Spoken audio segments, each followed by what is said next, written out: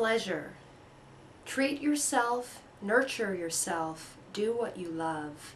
If you've received the pleasure card, this is an affirmation for you to really tune in to the highest vibration you can reach for in terms of how you see yourself in your life, or the person or the subject that you're reading on and wanting insight about. Because pleasure is, it's a primal drive, the desire for pleasure, to feel pleasure.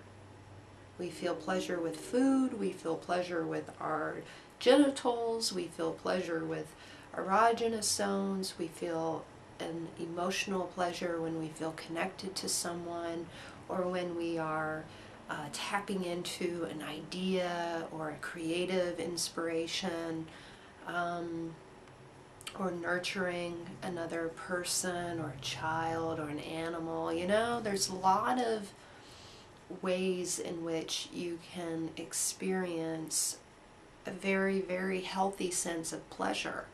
And I think because we've, in the last 40 years, it has been a time period of excess, of just really, hedonistic kind of experience, at least in America. And so pleasure has kind of gotten a bad rap.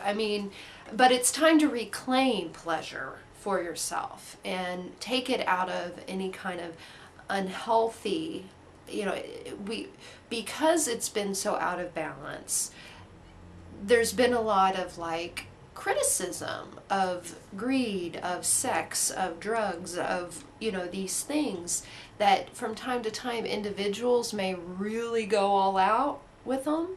And because we all have that within us, in the media, we may give pleasure seekers a lot of energy and attention and worth and admiration, and that's not necessarily healthy, or in our best interest, because there has been this need for balance in the realm of overindulgence. We've heard a lot of negativity about it, but it's not a bad thing. Experiencing pleasure and joy in your life is not a bad thing. It's actually the whole point. It's just a matter of doing it in moderation and doing it from a place of spirit rather than our animalistic, hedonistic base side. That's what brings it out of balance. But if you also include your spirit and your soul and your inner child and whatever, your connection with God, however you relate to a higher power or a higher sense of purpose, that pleasure, that is purpose. Pleasure and purpose kind of go hand in hand. Otherwise, you won't want to do it. Pleasure is a reward system to get you to do more of what you're doing. And so it's about finding pleasure in healthy things and productive things and things that contribute positively. That is really what life is about. And so don't let the shadow side of pleasure keep you from seeing the purpose in pleasure, which is to remind you that there is plenty out there. You don't need to be in a scarcity mentality. You don't need to be afraid. You just need to open up to receiving it and take action to manifest it.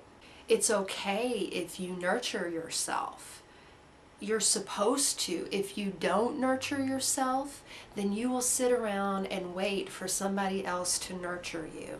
If you didn't get a lot of nurturing as a child, that's how you might try and find nurturing now. Only you may look for it from people who can't give it to you. So that's why it's important to nurture your children. If you have children or you're planning on having children, know that you need to nurture them, not just as babies, but as toddlers and as preteens and adolescents and teenagers and adults. Your adult children still need your nurturance. So do that if you're planning on having children, and regardless of if you received wonderful nurturance or you didn't receive enough growing up, we all have to know how to nurture ourselves. That's why it's important for parents to nurture their children. It's teaching them how to nurture themselves.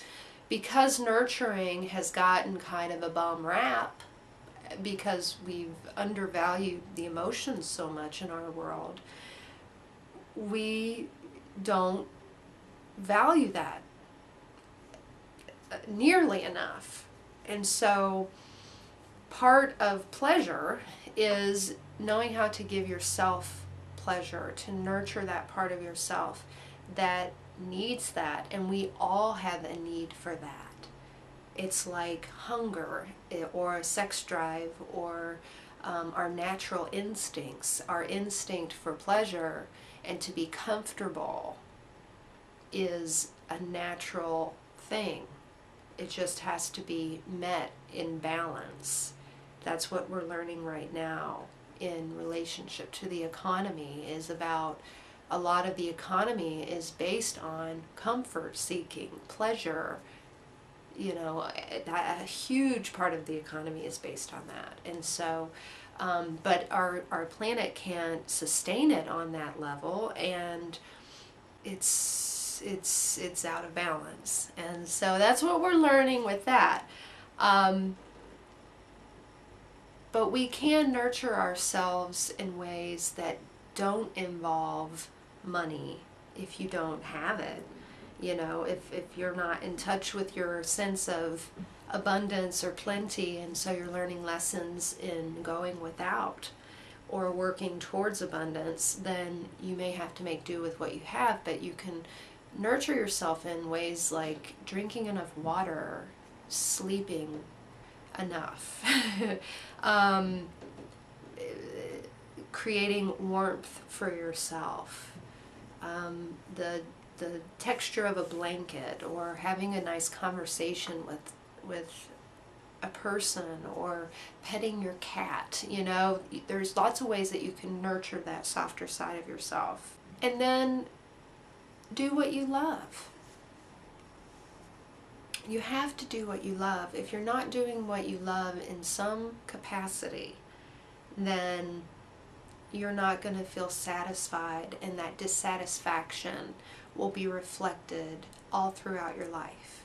So if you want to have good things reflected back to you in terms of your relationships and your personal economy and that kind of thing, you've got to allow yourself to do what you love, because you'll feel pleasure. And pleasure, a person who feels pleasure feels connected to source and spirit. And when you're in that spirit, then you radiate goodness out into the world, and that brings goodness back to you.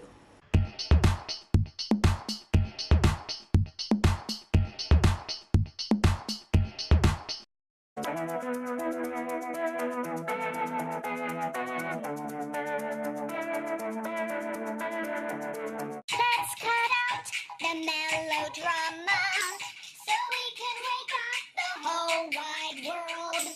Let's make up and start all over and awaken the boys and the girls.